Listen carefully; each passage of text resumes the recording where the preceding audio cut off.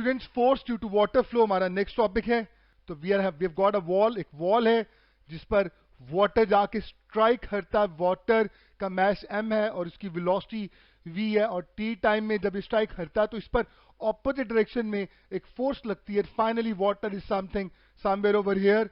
तो the force exerted by stream of water on the wall is, तो यहां पे हम बात कर रहे हैं कि स्ट्रीम ऑफ वाटर जो है वो वॉल पे कितनी फोर्स लगा रहा है। तो आप अच्छी तरह से जानते हैं कि यहां पर अगर मैं अल्फा की बात करूं, अगर मैं अल्फा को डिस्कस करूं, तो ये क्या चीज है?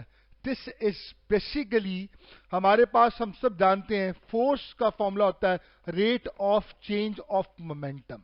यकीनन जब स्ट्रीम ऑफ वाटर गया होगा वॉल पर, उसने एक फोर्स लगाई होगी।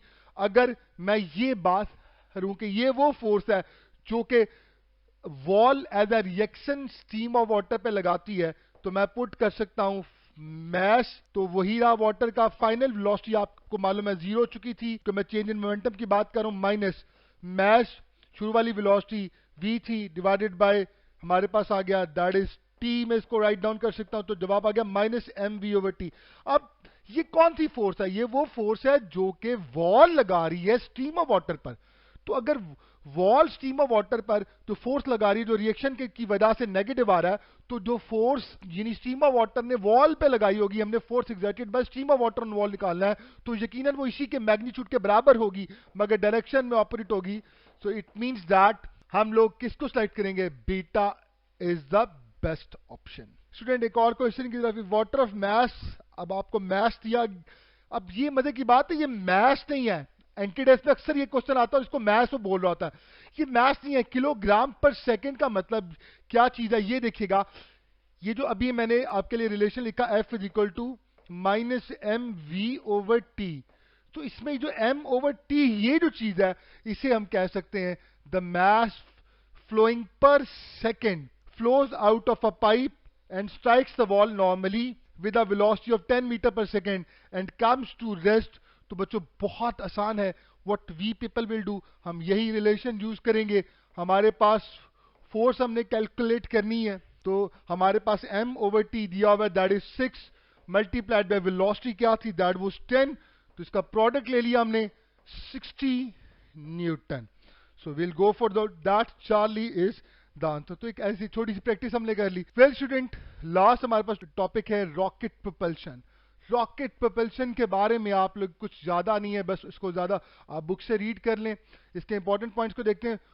What percentage of the rocket mass comprises of fuel? आप जानते हैं रॉकेट में ज्यादातर जो मैस होता है वो फ्यूल का होता है। कितने परसेंट होता है? हम सब जानते हैं that is 80%। Rocket propulsion obeys, rocket propulsion किस लॉ को ओबे करता? तो याद रखिएगा, रॉकेट जब मूव कर रहा होता है तो हीट और साउंड प्रोड्यूस हो रहा होता है। इसका मतलब ये कभी भी law of conservation of energy को जो कहा जाए ये नहीं फॉलो कर सकता, then it must follow law of conservation of momentum, जिसका मतलब ये है कि जितने मोमेंटम के साथ फ्यूल जो है, जितने मोमेंटम के साथ फ्यूल डाउनवर्ड आएगा, उतने मोमेंटम के साथ रॉकेट अपवर्ड प्रोपेल करेगा।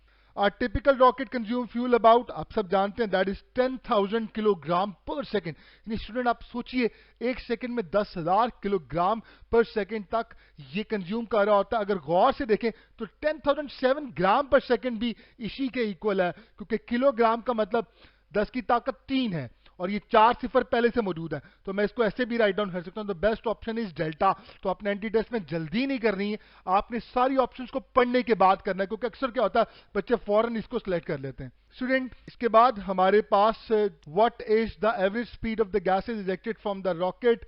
तो आप अच्छी तरह से जानते हैं वो स्पीड बहुत ज्यादा होती है, दैट इज ऑलमोस्ट 4,000 मीटर पर सेकेंड, जिसे मैं 4 किलोमीटर पर सेकेंड भी लिख सकता हूं। तो यहां पर भी वही प्रैक्टिस है कि आपने बड़े ध्यान से करना है इसको। In the relation a is equal to m v over m, वो आपसे पूछता था यूनिट्स ऑफ एम आर। अब मजे की बात है कि बच्चा जब इसको देखता तो फौरन से पहले वो एम को कहता है दैट इज किलोग्राम। मुझे एक बात बताइए, ये क्या चीज है?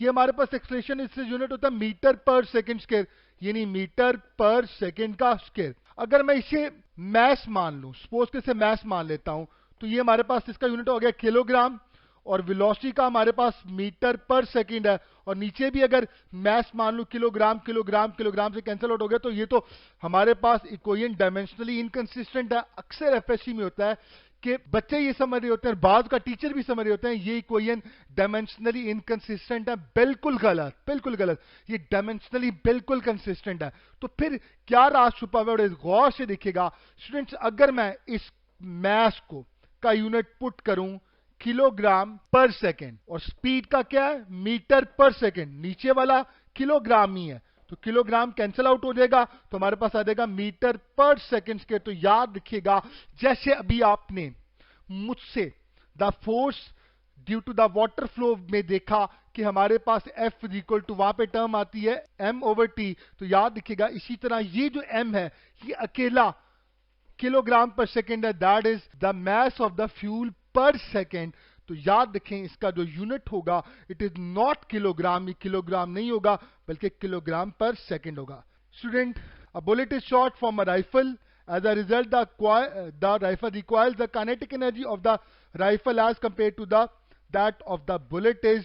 तो हमारे पास जो राइफल की जो काइनेटिक एनर्जी होगी as compare to that of the bullet is क्या होगी बेटा, अभी मैंने आप लोगों से ये बात की शेयर किया कि अगर मोमेंटम दोनों का सेम, आप सब जानते हैं मोमेंटम सेम होगा, मगर मैं वैल्यूज प्लेस करूं तो मेरे पास आ जाएगा √2m1e1 is equal to √2m2e2। Clear लिया।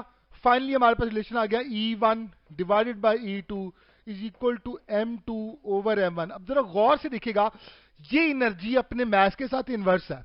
इसका मतलब ये कि जब मोमेंटम कंजर्व होगा तो एनर्जी और मास का आपस में रिलेशन इन्वर्स बनेगा, विच मीन्स दैट कि जिसका मास बड़ा होगा उसकी काइनेटिक एनर्जी कम होगी, विच मीन्स दैट याद रखें जब भी आप एक बुलेट को एक गन से फायर करते हैं तो दोनों का मोमेंटम तो सेम होता है, मगर क्या होता है जिसका मास बड़ा होता है उसकी काइनेटिक एनर्जी कम होती है, it means that is less.